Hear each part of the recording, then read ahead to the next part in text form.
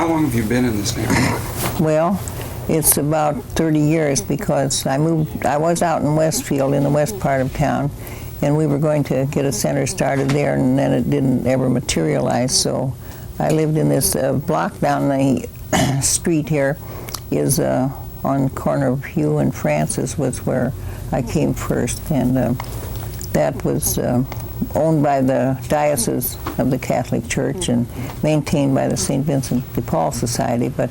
And I was there for 8 years, and then they closed that and used it just for meetings. So then I was on my own, so to speak, so I had the same problem. We have the same problems that the people around us have because they'll turn off our lights and gas the same as they will theirs if we don't pay the bill. So then I was on Douglas just a short time, and then across the street, the house isn't there anymore. It was at 1405 Hannah. There's a good friend of ours who owned the house. They lived here in the neighborhood and wanted to know if we wanted more room, which we did. We needed more room. And so we were over there for 12 years. And in that 12 years, I think that we gave shelter to maybe 100 people, 90 or 100 people, maybe more than that, families and couples and single people and children. We had children who stayed with us, 3 or 4 children who stayed with us for 3 or 4 years. And then we had a preschool group there, and those children were absorbed into Head Start when it began. So then we needed, this house is really larger than that house, and it's a little more, it fits us better, it's a little more room. So the lady who had this house, we had known her for years. She lived here in the neighborhood, and so she wanted to know if we wanted to move, you know, and we wanted more room. So then we bought this house from her. It was bought by donations from people who give us help, you know, for different things. And in all this time, the paramount problem, the major problem is food.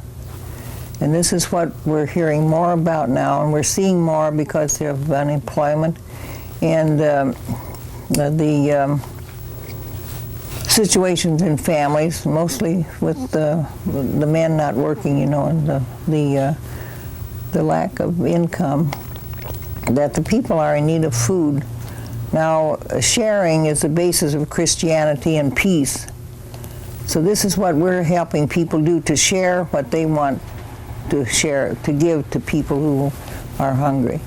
And there's a lot of times we're out of food completely, you know, because our source is from people who want to bring something to us.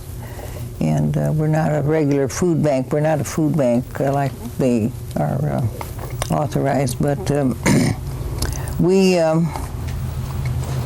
depend on the Holy Spirit, I think, to inspire people to give something and to share what they have. If you don't want any more than you actually need, why, you find that you have quite a bit to share with somebody who has less. So there are people who go to shop for themselves, maybe to the grocery store, to get some food, and they might bring a sack of food here for what they call our pantry. So this is what is needed. I'm sure that on the shelves and cupboards of Fort Wayne there must be a lot of food that could be shared with somebody who is hungry. And unless people get close to it, you don't realize what it is to have to tell a family that we don't have anything, or we might have only bread and some.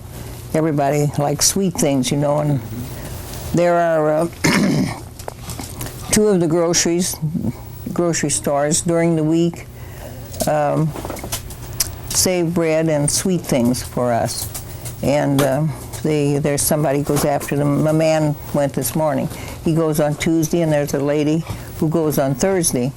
And then on Saturday, Tom Novi, who lives in Garrett, and he's a real missionary at heart, so he comes here on Saturday morning, starts out early Saturday morning. He goes to 5 different grocers, and they have bread and sweet things for us. So he collects those and brings them here. And then if he has time to stay during the day, well, he stays, and he helps distribute the food to people who come here. And there's some of the people who aren't able to get out or come over, you know, so food is taken to them. But it's might be hard for some people to realize what it is to be hungry. There are a lot of children go to bed hungry at night, and there's when I talk to children's groups or anything, I tell them if they want a peanut butter sandwich or something at night, or cookies or something, they probably can, their mothers could give them something to eat for it. Where a lot of these children, I've known the times when the one meal of the day was after school, and then maybe they wouldn't have any snacks or anything after that, which is nice for people to want to share what they have. Is that Jimmy? Yeah. How are you today? All right, how you doing? There's some people Hi. here to visit us. We met her the other day. Oh, did you? Yeah. And so this would be the thing that if people would begin to feel, we'd like to have the churches join in now like St. Charles does. See, they try to encourage the people to bring food and clothes, and they can leave them there at any of the services. And money, if they want, you know, money is used here for our utilities and things like that. And money is used to buy food if we run short and have the money. So